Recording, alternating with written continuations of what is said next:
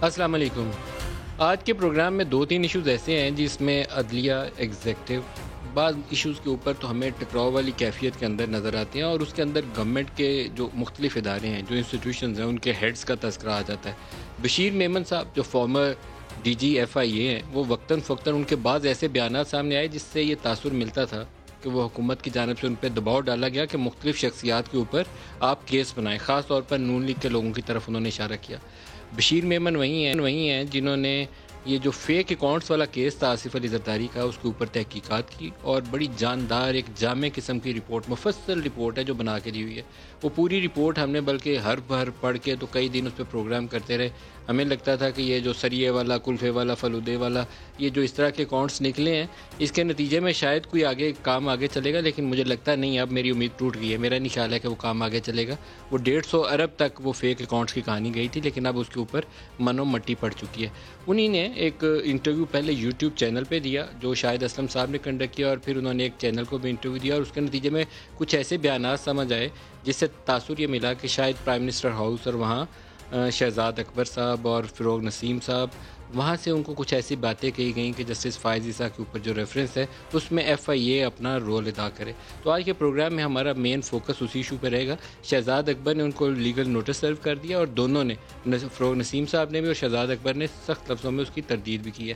لیکن میں پروگرام کے آغاز میں پرائم منسٹر کا ایک اسٹیٹمنٹ سنانا چاہوں گا، اور یہ اسٹیٹمنٹ بہت صحیح ہے کہ پاکستان کی جو پولیٹیکل ایلیٹ ہے وہ لندن کے ایسے علاقوں میں رہائش پذیر ہے جہاں برطانوی وزیر اعظم بھی جائیداد نہیں خرید سکتا۔ پہلے یہی بیان سن لیں۔ ایک چھوٹا سا ایلیٹ ملک کے وسائل کے اوپر قبضے کر کے بیٹھا ہوا ہے، اور چھوٹا سا طبقہ وہ آج اس کے پاس پیسہ ہے جو کہ بڑے بڑے امیر ترین ملک بھی ان کا مقابلہ نہیں کر سکتے۔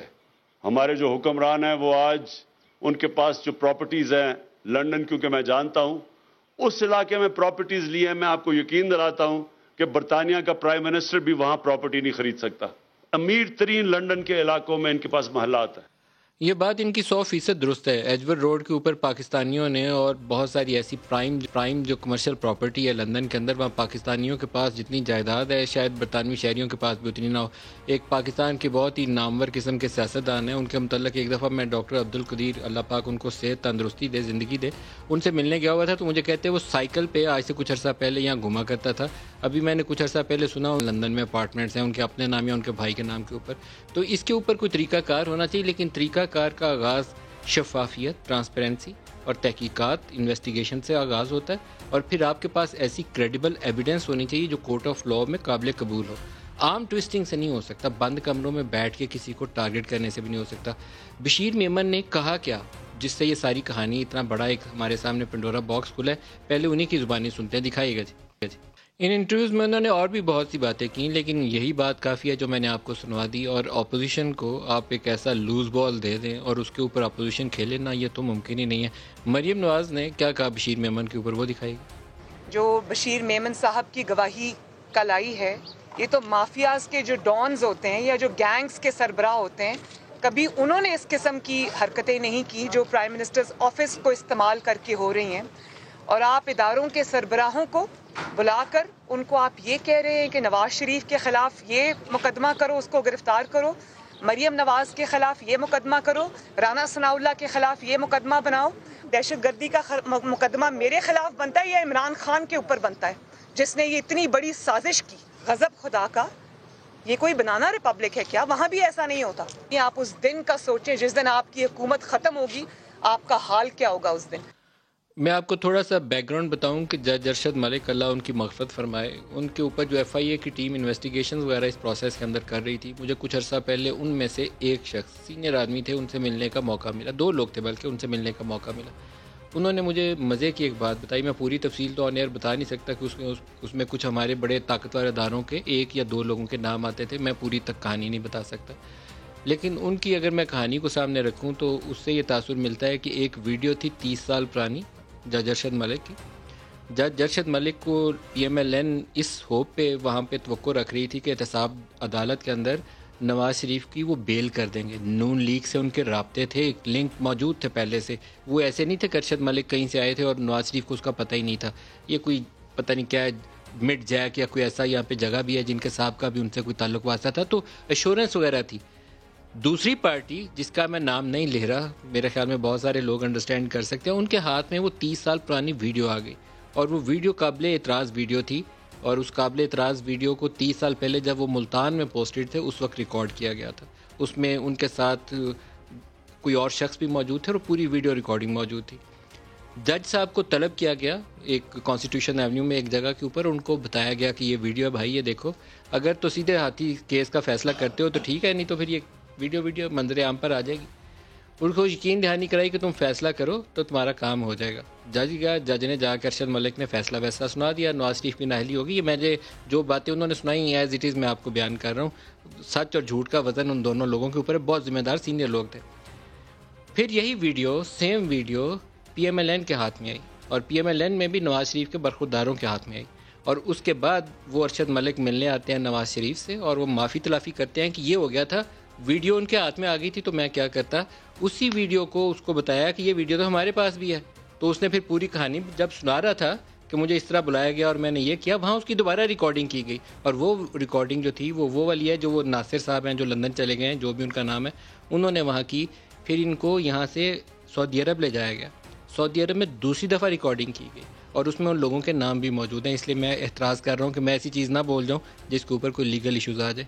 مریم ایک سٹیپ اور آگے گئی ہیں آج اسی اسٹیٹمنٹ کے اوپر، وہ بھی سنوا دیں جی پہلے، پھر پروگرام شروع کرتے ہیں. جس طرح پرائم منسٹر ہاؤس کے اندر بیٹھ کر ایک سٹنگ جج کے اوپر جو کہ چیف جسٹس بنے گا انشاءاللہ تعالی آنے والے وقت میں، آپ نے اس کے خلاف سازش کی، بیٹھ کر آپ نے کہا اس کو گرفتار کرو. ایک تو آپ نے ججز کو بلیک میل کر کے غلط فیصلے ان سے لیے، ان کے کریئرز خراب کیے، اور اوپر سے آپ یہ کہہ رہے ہیں کہ جو اس کو سامنے لے کر آئے اس کے اوپر دہشت گردی کا مقدمہ بناؤ. عدلیہ سے بھی یہ ریکویسٹ کروں گی کہ اس معاملے کو خود دیکھیں، یہ کوئی چھوٹا الزام نہیں ہے. اس معاملے کے اندر کسی کے ہاتھ بھی صاف نہیں ہیں. جو ابھی تک میں اس معاملے کو سمجھ سکا ہوں، جان سکا ہوں، ان لوگوں سے مل کے جو انفارمیشن لی ہے، سب کے ہاتھ رنگے ہوئے ہیں، کسی کے کم کسی کے زیادہ. سپریم کورٹ اس گند کو دھونے میں مدد دے سکتی ہے. جو 2 فارمر چیف جسٹسز کا رول تھا وہ کوئی بہت قابل ستائش نہیں تھا، لیکن ابھی سپریم کورٹ نے فائز عیسیٰ کے معاملے میں ایک پوزیشن لی ہے. آج لاہور ہائی کورٹ نے بڑا ایک تگڑا سا وہ انہوں نے آبزرویشن دی ہیں. تو جج اس معاملے میں صفائی کر دیں. جس کا قصور ہے، مریم کا قصور ہے، نواز کا قصور ہے، ارشد ملک کا قصور ہے، شہزاد اکبر کا، جس کا بھی قصور ہے، بشیر میمن کا، اس کو لیکن شفافیت کے ساتھ قانون کے تقاضوں کو سامنے رکھتے ہوئے سزا دے دیں. اس قوم کو ہم مزید تقسیم کریں گے تو ہم اندر سے کھوکھلے ہو جائیں گے. آج ہمارے ساتھ جو شرکا ہیں، عثمان ڈار ہیں پاکستان تحریک انصاف سے، ویری وارم ویلکم. عطا اللہ طارڑ پی ایم ایل این سے لاہور سے ہمارے ساتھ ہوں گے، آپ کو بھی خوش آمدید. اور اعتزاز احسن صاحب ہمارے ساتھ پروگرام میں شامل ہوں گے.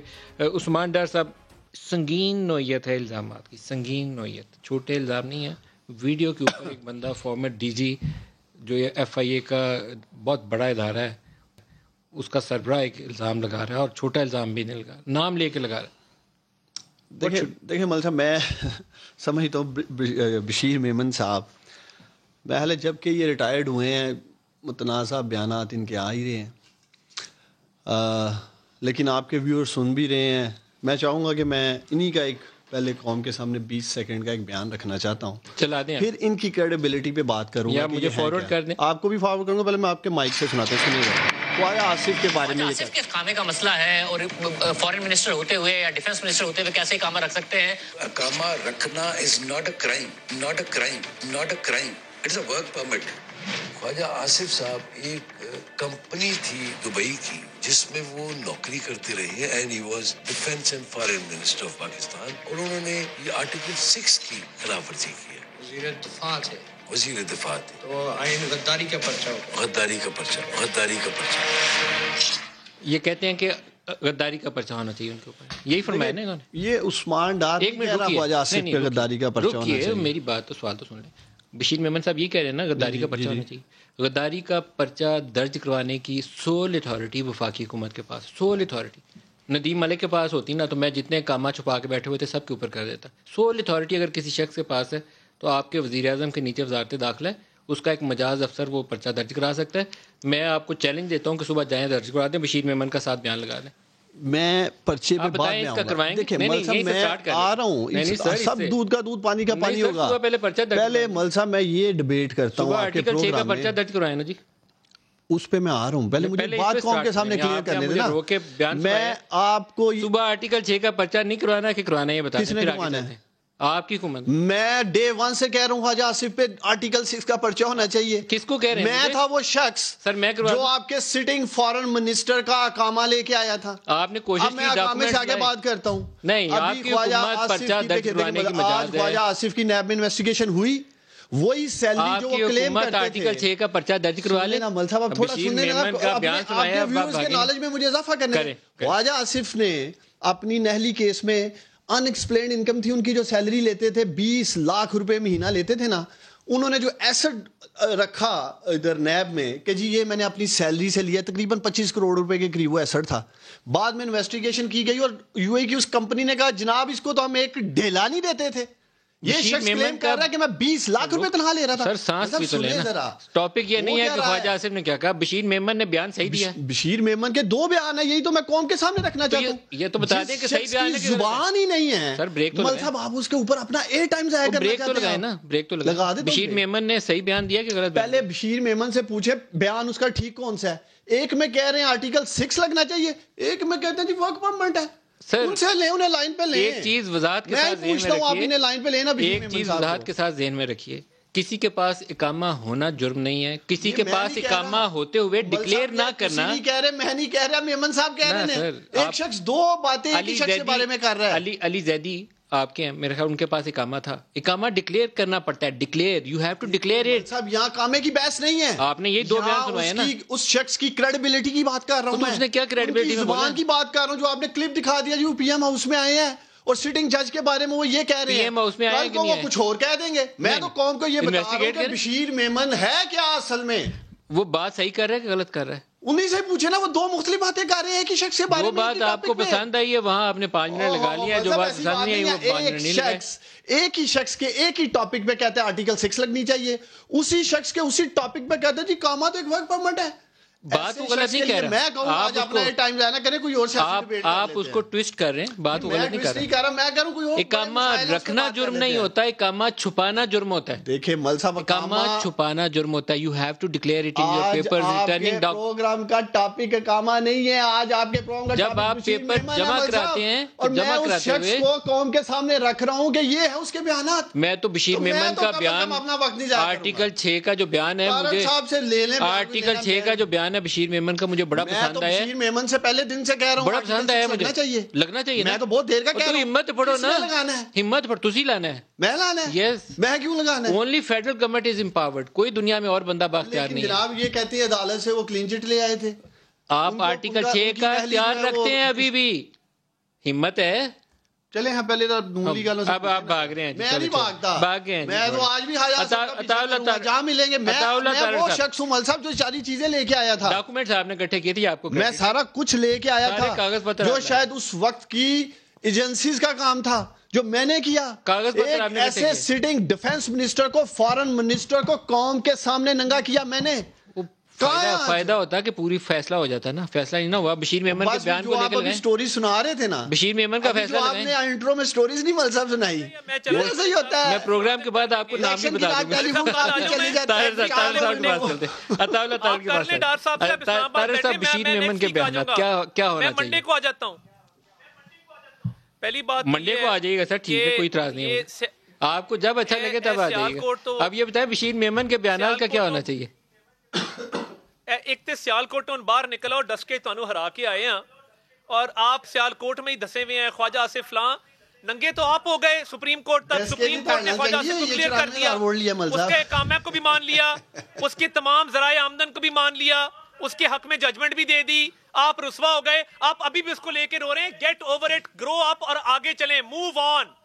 بات یہ ہے ملک صاحب کہ کوئی نام نہاد وزیر اعظم پاکستان کو اطلاع کرے کہ یہ پارلیمنٹری ڈیموکریسی ہے, یہ کوئی بادشاہت نہیں ہے. دس از ناٹ اے مونارکی کہ جہاں ایک بادشاہ یا کراؤن پرنس کسی 5 اسٹار ہوٹل کے کمروں میں لوگوں کو بند کر دیتا ہے. آپ امریکہ گئے, آپ نے امریکہ میں جلسہ عام سے خطاب کرتے ہوئے کہا کہ میں نے شاہد خاقان کو بند کیا ہے, حالانکہ شاہد خاقان کو نیب نے اریسٹ کیا تھا. اور دیکھیے سر بشیر میمن پہ آ جائیں. بشیر میمن کے الزامات کی کیسے تحقیقات ہوں, کیا کیا جائے؟ نہیں باندھنے دیں گے تو میں نہیں باندھتا, کوئی بات نہیں. انہوں نے خواجہ آصف پہ آدھے گھنٹے کی تقریر کر لی ہے, تو میں بھی اگر عمران خان پہ کچھ لب کشائی کر لوں تو آپ کی طبیعت پہ ناگوار نہ گزرے, مجھے ذرا مہلت دے دیجئے گا. بات یہ ہے, نیب نیازی گٹھ جوڑ کی پہلی دفعہ بات شہباز شریف نے فلور آف دا ہاؤس کی تھی. کیوں کی تھی؟ اس لیے کی تھی کہ ان کے تانے بانے ملے ہوئے تھے, نیب کو حکومت استعمال کر رہی تھی. آج بھی اپنا ملک صاحب مجھے دکھ ہے, 2 MNA پابند سلاسل ہیں, کوئی بات کرنے کو تیار نہیں ہے. جاوید لطیف کو CIA ماڈل ٹاؤن میں رکھا گیا ہے بغاوت کا پرچہ درج کر کے, اور مجھے بتائیں علی وزیر کو بند کیا گیا ہے, 2 MNA کو سیاسی بنیادوں پہ بند کیا ہے حکومت نے. یہ ہے نیا پاکستان. اور یہ کیا روایات ڈال رہے ہیں. بشیر میمن کا شمار پنجاب میں سرو نہیں کیا, میں ذاتی طور پہ نہیں جانتا, میں نے ان کے ساتھ کام نہیں کیا, بٹ 3-4 افسر ایسے ہیں پولیس سروس آف پاکستان کے جن کی کریڈیبلٹی بیونڈ ڈاؤٹ ہے, جن کا نام طارق کھوسا ہے, جس کا نام ناصر دورانی تھا, اللہ جنت نصیب کرے, جس کا نام بشیر میمن ہے. ان لوگوں پہ کوئی انگلی نہیں اٹھا سکتا کہ انہوں نے اپنے کریئرز کے دوران کوئی خدا نہ خواستہ بری ریپیوٹ کمائی. یہ سارے بیونڈ ڈاؤٹ والے لوگ ہیں کہ جن کی کریڈیبلٹی بہت اچھی رہی. آپ you will bear me out on this. مجھے بتائیے کہ جب FIA کا کیس بنا تھا, میں خود پیش ہوا ارشد ملک والے کیس میں, ہمیں نہیں پتا کہ یہ حکومت کیا کہہ رہی تھی. اور مجھے ابھی بھی بتائیں ملک صاحب, ڈاکٹر رضوان نے ڈائریکٹر FIA پنجاب کیوں چھوڑی ہے؟ وہ کیوں یہاں سے چلا گیا؟ بیکاز اسے کہا جا رہا تھا کہ ایک طبقے کو دباؤ اور شوگر مافیا کو چھوڑ دو. پرابلم یہ ہے کہ اس ملک میں 2.5 سال بعد آج ہمیں کرونا کی بات کرنی چاہیے تھی, آج معیشت کی بات کرنی چاہیے تھی, آج اس ملک کے غریب کی, کسان کی, بیوہ کی, یتیم کی بات کرنی چاہیے تھی, مگر یہ حکومت, او بھائی لندن کا اتنا شوق ہے وہاں چلے جاؤ. میں ویسٹ کو جانتا ہوں, 4 نائٹ کلب پھر لیے, 5 جگہ معاشقہ ہو گیا, اس کے بعد کہہ دیا میں مغرب کو جانتا ہوں. او بھائی صاحب مغرب کو آپ کیا جانتے ہیں؟ آپ نے یہاں تباہی پھیلا دی ہے 2.5 سال کے اندر. آپ نے پناہ گاہیں بنائی ہیں, آپ نے 2-2 کروڑ والی آبادی کے شہروں میں 200 لوگوں کے رہنے کے کمرے بنا دیے. واہ واہ واہ واہ, ویل ڈن. آپ نے لنگر بانٹا ہے, ہم لیپ ٹاپ بانٹ رہے تھے. کہاں گئے 50 لاکھ گھر, کہاں گئی 1 کروڑ نوکریاں؟ میرے لاہور شہر میں راوی ریور پروجیکٹ کے نام پہ گھپلا کیا جا رہا ہے, لوگوں کی اربوں روپے کی زمین ہتھیائی جا رہی ہے اونے پونے. کون اس کا جواب دے ہے؟ کوئی طریقہ کار ہوگا نا, کیس کی تحقیقات کا کوئی طریقہ کار ہوگا, وہ کیا ہونا چاہیے؟ سوال پہ آ جائیں, کافی لمبی میں بات عرض کرتا ہوں. دیکھیے بات یہ ہے کہ آرٹیکل 6 کا مقدمہ آج تک ایک ہی قائم, وہ جو فیڈرل گورنمنٹ نے کیا تھا, ہماری فیڈرل گورنمنٹ نے کیا تھا, وہ آپ جانتے ہیں, وہ اعلیٰ عدالت تک گیا اور اس کا فیصلہ ہوا. یہ معاملات اس نہج پہ پہنچ گئے ہیں کہ اب یہ بے نقاب ہوتے جا رہے ہیں کہ انہوں نے جو نیب کے ساتھ اور تحقیقاتی اداروں کو اپنے سیاسی مقاصد کے لیے استعمال کیا تھا. کیا ہو کوئی طریقہ تو بتائیں نا, تجویز کریں. میری ریکویسٹ ہے, ڈار صاحب بھی بتائیں گے. دیکھیے نہیں, میں تجویز پہ ہی آ رہا ہوں. میں چیف جسٹس آف پاکستان, ان سے آپ کے شو کے توسط سے گزارش کروں گا کہ ان سارے معاملات کے اوپر ایک باقاعدہ کمیٹی بنے جو TORs طے کرے, اور جو کمیشن کی کمپوزیشن کے اوپر بات کرے. وہ فیصلہ نہ کرے, وہ کمیشن کی کمپوزیشن پہ تجویزیں دے, تجاویز جو ہے مرتب کرے, اور کمیشن کی کمپوزیشن کے ساتھ TORs بھی ڈٹرمن کرے. کیونکہ دیکھیے اس ملک میں جب ان کا دل چاہتا ہے وزیر اعظم کا, وہ کسی کو بند کروا دیتے ہیں, اور 2-2.5 سال بعد اپنی انا کے پیچھے لگ کے جن لوگوں کو اندر کرایا تھا, ایک دھیلے کا ثبوت عدالتوں میں ثابت نہیں ہو سکا. تو یہ اسٹیٹ کے ریسورسز ضائع کیے, اسٹیٹ کا ٹائم ضائع کیا ہے, ان کو جواب دینا پڑے گا, کٹہرے کے اندر آنا پڑے گا. اور جو مافیا تھے ملک صاحب, آخری بات, جو چینی کھا گئے, جو آٹا کھا گئے, جو بجلی کھا گئے, ثابت ہوئی, دہلے کی ثابت نہیں ہوئی. لیکن یہ as a matter of fact آپ لوگ ابھی تک اس معاملے میں ناکام ہیں. جتنے ہائی پروفائل کرپشن کیسز, میں نے بشیر میمن کی آصف زرداری والے کیس کی مثال سٹارٹ میں اس لیے دی تھی کہ اس کا آپ نے کریڈٹ لیا تھا.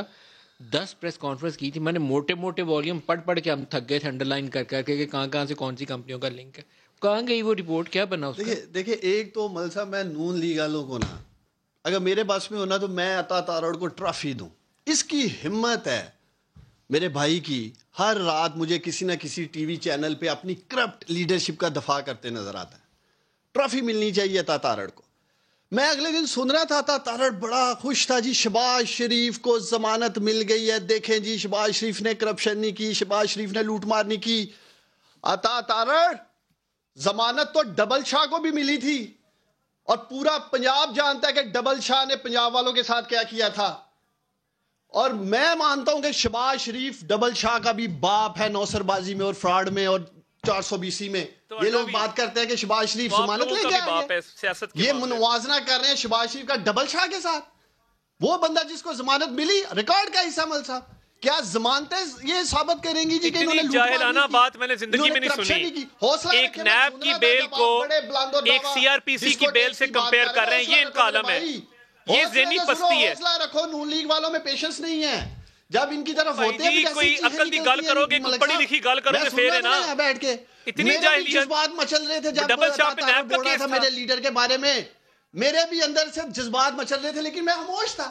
میں نے کہا جب میری باری آئے گی میں پھر انہیں فکس کروں گا نون لیگ والوں کو. اس لیے حوصلہ نہیں. آپ لوگوں کے کسی کے بھی جذبات اس وقت غصے میں نہیں آتے کہ جب پاکستانیوں کو کوئی تکلیف ہو رہی ہو, کوئی مسئلہ ہو. آپ کے جذبات صرف دونوں جماعتوں کی طرف اس وقت غصے میں آتے ہیں جب کسی کے لیڈر کو مریم کو کہہ دیں, نواز شریف کو کہہ دیں, عمران خان کو کچھ کہہ دیں. جنگ لڑ رہا ہے تو عام آدمی کی لڑ رہا ہے. تبھی 201 کی ڈیتھ ہوئی. لوگوں نے لوٹ مار کر کے عمران خان کا پیسہ لوٹا ہے. جو کورونا کی عمران خان اگر ان کی لوٹ مار کی بات کر رہے ہیں تو غریب آدمی کا پیسہ لوٹا ہے. مل صاحب آپ کا پیسہ لوٹ کے یہ لوگ لے گئے جو آپ ٹیکس ادا کرتے ہیں اس ملک میں, یہ کیا بیچتے ہیں؟ میں عطا تارڑ سے پوچھتا ہوں, یہ ایک وکیل ہے, یہ بتائے کہ شہباز شریف نے آج تک عدالت میں دیا کیا ہے, نواز شریف نے آج تک عدالت میں دیا کیا ہے؟ مریم بی بی جو ابھی یہ پریس کانفرنس کر رہی تھی, یہ وہی خاتون ہے پاکستانیہ جو کہتی تھی میری لندن تو کیا پاکستان میں کوئی پراپرٹی نہیں ہے. کہاں سے ان کی پراپرٹیز نکلی پوری قوم نے دیکھا. یہ کریڈیبلٹی ہے ان لوگوں کی.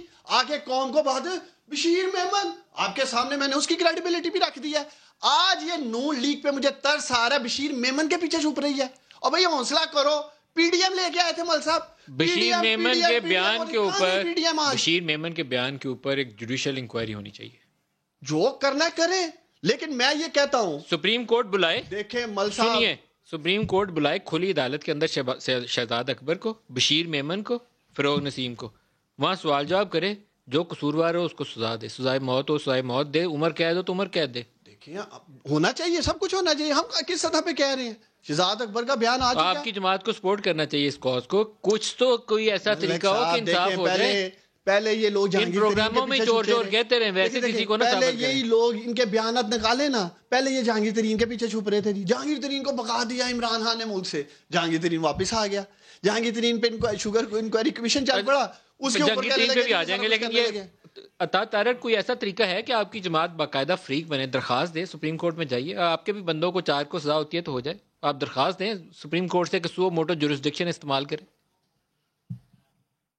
دیکھیے یہ بالکل زیر غور ہے, اس پہ ہماری قانونی مشاورت ہوئی ہے. آج بھی ہم نے وکلاء اور قانونی ماہرین سے بات کی ہے, اور میں سمجھتا ہوں کہ اس کی شفاف تحقیقات اور دودھ کا دودھ اور پانی کا پانی ہونا چاہیے. اور میں ایک اور ڈیمانڈ رکھنا چاہتا ہوں کہ شہزاد اکبر کے فون قبضے میں لے کے ان کی سی ڈی آرز بنے, اور یہ بتایا جائے کہ ان کا کہاں کس سے رابطہ تھا. ایک پراپرٹی ٹائکون سے بھی ان کا رابطہ ہے, وہ پیسے بھی آج تک نہیں پتہ لگے کہاں گئے, اور ان سے بھی انہوں نے کوئی رشوت لی ہے. وہ آنے والے دنوں میں ایکسپوز کروں گا. مگر عثمان ڈار صاحب, ٹرافی تو مجھے بالکل ملنی چاہیے. آپ کو ڈسکے میں بھی ہرا کے آیا ہوں, آپ وہاں پہ بڑی بڑکیں مار رہے تھے, اور مجھے بالکل ٹرافی ملنی چاہیے. میں اس چیز کا حقدار ہوں. 15,000 کی آپ کو مات دی ہے, اور آپ کی ذہانت پہ بھی میں آپ کی تعریف کروں گا کہ ڈبل شاہ پہ سی آر پی سی کا کیس تھا, آپ نے نیب ریفرنس سے کمپیئر کر دیا. تھوڑی تیاری کر لیا کریں, تھوڑی تیاری کر لیا کریں.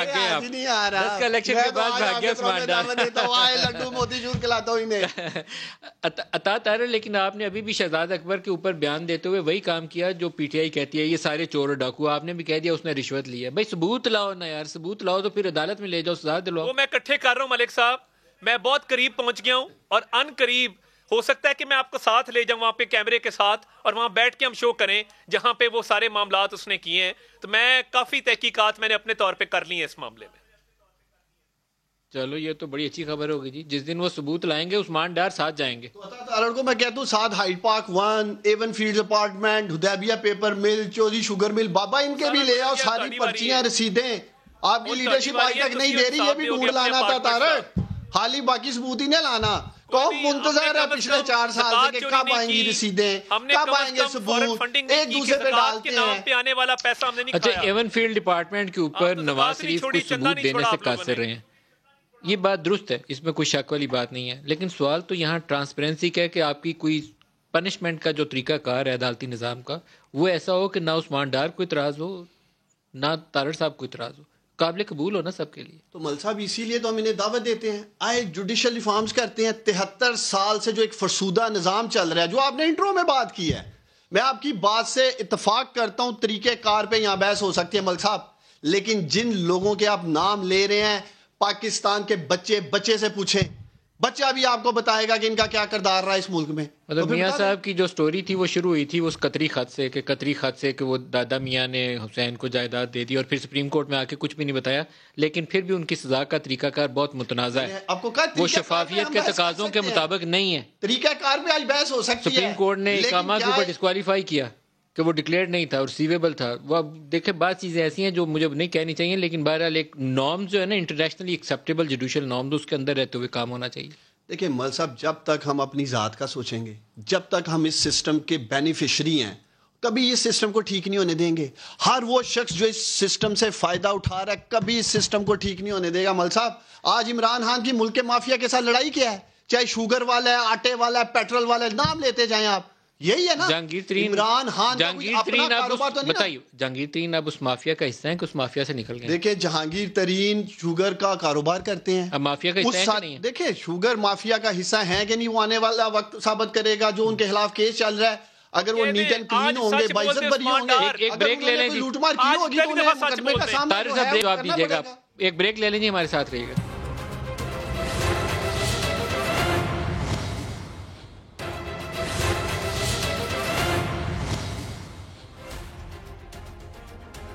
پروگرام میں دوبارہ خوش آمدید کہتے ہیں. بالکل کلوزنگ ریمارکس لوں گا آپ سے طارڑ صاحب. اب آپ کو وہ طریقہ کار بتائیں کہ یہ جو ہائی پروفائل کرپشن کیسز ہیں کسی جگہ پہ پہنچ جائیں, صرف ٹی وی پروگراموں میں چور چور کی للکار نہ ہوتی رہے. دیکھیے بات یہ ہے کہ میکنزمز موجود ہیں, ان کی امپلیمنٹیشن کا ایشو ہے. سیاسی بنیادوں پہ اپنے سیاسی مخالفین کو اذیت دینے کے لیے استعمال ہوتے ہیں. آپ کے پاس تمام قوانین, وہ کرمنل آپ کا کوڈ آف پروسیجر ہو, وہ آپ کے باقی قوانین ہو, نیب کیونکہ مشرف دور میں بنا تھا اور لوگوں کی سیاسی وفاداریاں تبدیل کرنے کے لیے بنا تھا, اس کا طریقہ کار بالکل اور ہے. اور دیکھیے اگر عدالتیں بالکل اسٹرکٹ پروسیجرز کو فالو کریں اور ایویڈنس جو ایڈمیسیبل ہو اس کو ایڈمیسیبل قرار دیں, تو میں نہیں سمجھتا کہ اتنا کوئی ایشو ہے. اور میں دیکھیں بڑے دعوے سے کہتا ہوں, میں نے بھی گورنمنٹ میں کام کیا ہے, کہ آپ نے ہزاروں ارب کی موٹر ویز بنائی ہیں, بجلی کے منصوبے لگائے ہیں, آج تک کچھ ثابت اس لیے نہیں ہو سکا کہ کرپشن ہوئی نہیں. کوئی کک بیک, کوئی کمیشن, کوئی کسی قسم کا اس میں رشوت کا عنصر ہے ہی نہیں. اگر ہے تو دکھا دیں. بڑا مشکل ہو جائے گا روزوں کے مہینے میں ماننا, میرے لیے معذرت چاہتا ہوں. ایک کلوزنگ ریمارک ڈار صاحب سے بھی لینے, میں نے اعتزاز صاحب کی طرف جانے سے کلوزنگ ریمارکس کے لیے رکا ہوں آپ سے. ڈار صاحب آپ بھی closing remarks, high profile corruption cases conclude کیسے کریں؟ دیکھیں ول صاحب, جب تک پاکستان کی یہ تینوں بڑی سیاسی جماعتیں, Peoples Party, P M L N, P T I, تو ہمارا ہے روزوں کے مہینے میں توبہ کر لیں, اللہ سے معافی مانگ لیں کہ آئندہ سے سچ بولنا ہے, پھر کام آگے بڑھ سکتا ہے. وہ تو ہمیں ویسے ہی سچ بولنا چاہیے. ہمیں یہ رمضان میں کیا ہوا, ہم یہ نہیں کر سکتے کہ ہم منڈے ٹیوزڈے فرائیڈے جھوٹ بولیں گے ہیں جی, اور باقی 4 دن ہم سچ بولیں گے. اس طرح نہیں ہو سکتا. آج سچ بول دیں, آپ کیا کرنا چاہیے پھر؟ سچ یہ ہے کہ میں یہ سمجھتا ہوں کہ میاں نواز شریف صاحب بھی نااہل ہوئے تھے سپریم کورٹ آف پاکستان سے, اور میرے نزدیک خواجہ محمد آصف کا کیس ان سے زیادہ اوپن اینڈ شٹ تھا اور وہ بحال ہو گئے تھے. یہ سچ ہے.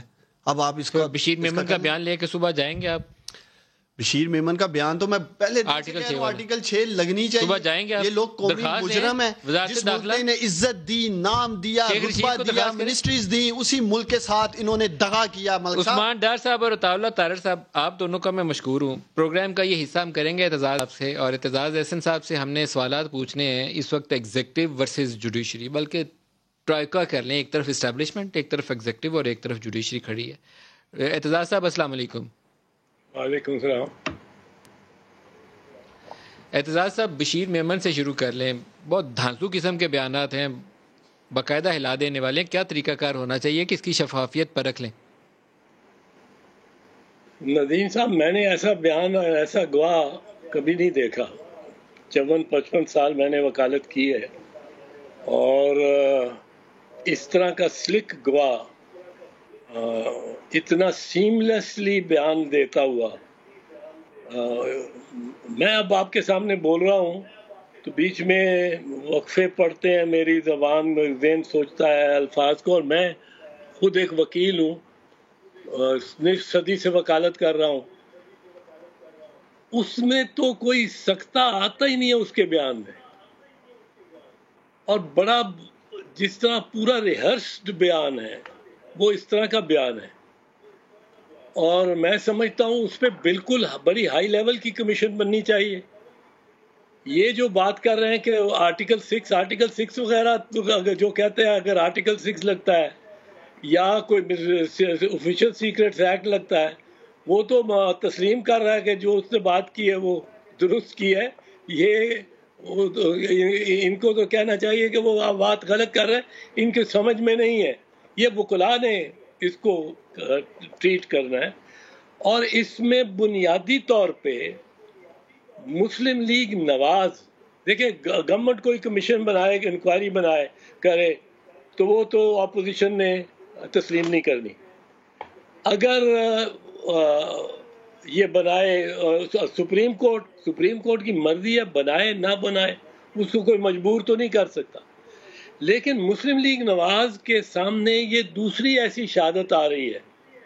ایک شہادت انہوں نے عدالت میں استعمال نہیں کی، پیش نہیں کی، وہ ارشد ملک والی ٹیپ تھی، وہ ان کو چاہیے تھی عدالت میں پیش کرتے، اگر ان کا موقف درست تھا، سچا تھا، تو وہ تو میں نے اسی دن کہا تھا کہ میاں نواز شریف اب قیدی ہے خود اپنے کولیگز کا، کیونکہ کولیگز اور بیٹی جب چاہیں وہ ٹیپ جا کے دیں، اس کا ٹرانسکرپٹ بنائیں، ٹیپ حوالے کریں ہائی کورٹ کے، اور کہیں کہ جی ہمارا بندہ، اس کو کم از کم اس وقت آج بیل تو کر دیں، یہ ججمنٹ بھی سیٹسفائیڈ ہوتی رہیں گی۔ آپ نے دیکھا کہ جب ان کی ٹیپس چلی تھی، سپریم کورٹ میں چلی تھی وہ بھی ٹیپس، ملک قیوم کو جب پرائم منسٹر ہاؤس سے یہ حکم جا رہا تھا کہ تم بی بی شہید کو اور آصف صاحب کو 5 سال سزا دو اور ان کی ساری جائیداد ضبط کرو، وہ کہاں سے ٹیلی فون جا رہے تھے؟ پرائم منسٹر ہاؤس سے۔ سر وہ کال شہباز شریف صاحب کر رہے تھے جسٹس قیوم کو، اور وہ کال کی تھی سیف الرحمان نے جسٹس قیوم کو، وہ کالز کی ڈیٹیلز اویلیبل ہیں، وہ آپ کو پتہ ہے پوری تفصیل اس کیس کی، ایس جی ایس کوٹیکنا والا کیس تھا، لیکن آپ کیا کریں، آپ تو وہ ڈی جی ایف آئی یہ نام لے کے بول رہا ہے کہ میں نے یہ باتیں کی، تو پھر سپریم کورٹ کچھ کھلی عدالت میں تحقیقات کرے تو فیصلہ ہو جائے۔ یہ تو ابھی تک تو سارا ہیئر سے ہے نا، جہاں تک گورنمنٹ میں کہوں کہ میں ندیم صاحب نے یہ بات کی وہ بات کی ہے تو ہیئر سے ہے، یہ کوئی ایویڈنس اس قسم کا تو ہے نہیں۔ اور گورنمنٹ کا اس پہ نون لیگ کو چاہیے، یہ نون لیگ کی ذمہ داری ہے، اگر وہ سمجھتے ہیں کہ یہ باتیں جو کی ہیں بشیر میمن نے وہ سب سچی ہیں، تو پھر نون لیگ کے لیے ضروری ہے وہ استغاثہ کرے، کسی اور کو استغاثہ کرنے کی کیا ضرورت ہے؟ وہ خود استغاثہ کریں، وہ افیکٹڈ ہیں، ان کو سزا ہوئی ہے، وہ سارے کیسز میں بریت پھر مانگ سکتے ہیں اگر یہ ثابت کر دیں کہ وزیر اعظم یہ اس کے بشیر میمن کے بیانات کے ایک تو وہ نون لیگ کی قیادت کے اوپر والا حصہ ہے، وہ سائڈ پہ اگر رکھ دیں تو دوسرا حصہ اس سے بھی زیادہ خطرناک ہے، وہ جسٹس فائز عیسیٰ والا براہ راست جوڈیشری ڈسکس ہو رہی ہے نا سر، تو سپریم کورٹ تو اس میں ایک فریق کے طور پر آ جائے گی، سرونگ جج of the supreme court of Pakistan جو پچھلے کچھ عرصے سے کیس بھگت بھی رہے تھے اور ابھی عدالت نے ان کی وہ حق میں فیصلہ دے دیا ہے، تو اس پہ کیا ہوگا؟ اس پہ بھی اب یہ سپریم کورٹ پہ ہے کہ وہ کرے یا نہ کرے۔ نون لیگ کی پرابلم یہ ہوگی کہ اگر وہ جاتی ہے سپریم کورٹ قاضی فیض عیسیٰ کا ہی قضیہ لے کے، تو یہ بھی ساتھ آ جائے گا اور وہ ارشد ملک والی ٹیپ بھی ساتھ آ جائے گی، اس کا بھی فورینسک ہونا، سپریم کورٹ یقیناً حکم دے گی کہ فورینسک کراؤ، آپ پیش تو کرو، اس کو پٹیشنر بن کے آپ آ گئے ہیں، وہ ٹیپ تو لائیں، اس کو پیش کریں اور اس کی فورینسک کرائیں۔ اب یہ مسئلہ بنیادی طور پہ نون کا ہے، جہاں تک تو بشیر میمن کا تعلق ہے، میں نے آپ کو بتایا میں نے ایسا گواہ نہیں دیکھا، وہ دیکھیں چن کے نام لیتا ہے، اسفندیار ولی کو بھی نہیں چھوڑتا ہے, ANP کا بھی نام لیتا ہے, پھر وہ نام لیتا ہے آصف علی زرداری صاحب کا, فریال بی بی کا, خورشید شاہ کا.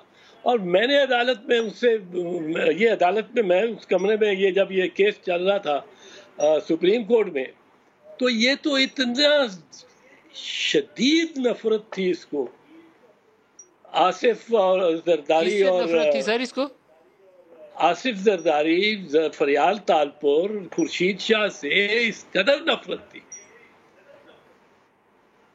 اور اگر ان کے بارے میں کوئی کہتا کہ تم کیس کرو کوئی سپیریئر اس کا, تو اس نے تو فوراً کرنا تھا. اس نے تو سر ہم تو سوچ رہے تھے کہ کوئی عمران خان سے انہوں نے غصہ نکالا, آپ کہہ رہے ہیں آصف علی زرداری سے دشمنی تھی. ہم تو سوچ رہے تھے کہ عمران خان کے اوپر بیانات آ گئے ہیں کہ وہ شہزاد اکبر نے اور فروغ نسیم نے یہ کچھ مجھے بلا کر کہا, تو آپ تو کہہ رہے ہیں زرداری صاحب سے غصہ کیا. دونوں میں سے کس سے زیادہ غصہ تھا؟ آپ اس زمانے کے 2017 یا 2017 کے اخبار دیکھ لیں, پروسیکیوشن کر رہا تھا یہ, اور پیپلز پارٹی کی پوزیشن دیکھیں. ہم تو چاہتے تھے یہ ہٹے ہمارے کیسز سے, یہ بدنیت ہے, ہمارے خلاف ہے. سر وہ تو فیک اکاؤنٹس والی رپورٹ موجود ہے نا, وہ تو اب FIA کی ملکیت ہے, وہ ظاہر بشیر میمن کی ذاتی رپورٹ تو نہیں ہوگی. کون سی رپورٹ؟ وہ فیک اکاؤنٹس والے کیس کا آپ حوالہ دے رہے ہیں نا, وہ تو فیک اکاؤنٹس کا کیس تو اب FIA کی ملکیت ہے, عدالت کے سامنے کیس ہے. نہیں, عدالت تو جس چیز کو چاہے بلا سکتی ہے, پر یہ جس طرح کر رہا ہے یہ بڑا ڈیلیبریٹلی قاضی فیض عیسیٰ کا بھی لے کے آیا بیچ میں. اس کو پتا ہے سینسٹیوٹی, یہ ججز ایسی اس کا کوئی طریقہ کیا ہوگا پرکھنے کا سر؟ میں اگر فائز عیسیٰ پہ صرف سوال کر لوں, اس طرح ہم دائیں بائیں نکل جائیں گے, صرف فائز عیسیٰ پہ بتا دیں انہوں نے براہ راست نام لے کر بولا 2 لوگوں کا, شہزاد اکبر کا اور ایک انہوں نے نام بولا فروغ نسیم کا, اور جگہ بولی ہے انہوں نے PM سیکریٹریٹ یا جو بھی بولا ہے انہوں نے. تو اب اس کی تحقیق کیسے کی جائے کہ یہ جو ایلیگیشن ہے درست ہے یا نہیں ہے؟ یہ اس کی تحقیق ان کا بیان ہوگا یا اس کا بیان ہوگا, فی الحال تو انلیس کوئی فائل سے. اور بیان کہاں ہوگا؟ سپریم کورٹ میں؟ فورم کون سا ہوگا سر؟ میں تو بیان لے کے تو رپورٹ ہی کر سکتا ہوں. جی میں اب بیچ میں ذرا بات میں نے آپ کی کاٹ دی تھی تو آواز دی. میں نے کہا سر فورم کون سا ہوگا جہاں یہ بیانات ان کے سن کے کوئی فیصلہ کرے گا؟ وہ فورم کیا ہوگا؟ فورم تو اب یہ ڈیپینڈ کرتا ہے نا یہ کدھر لے کے.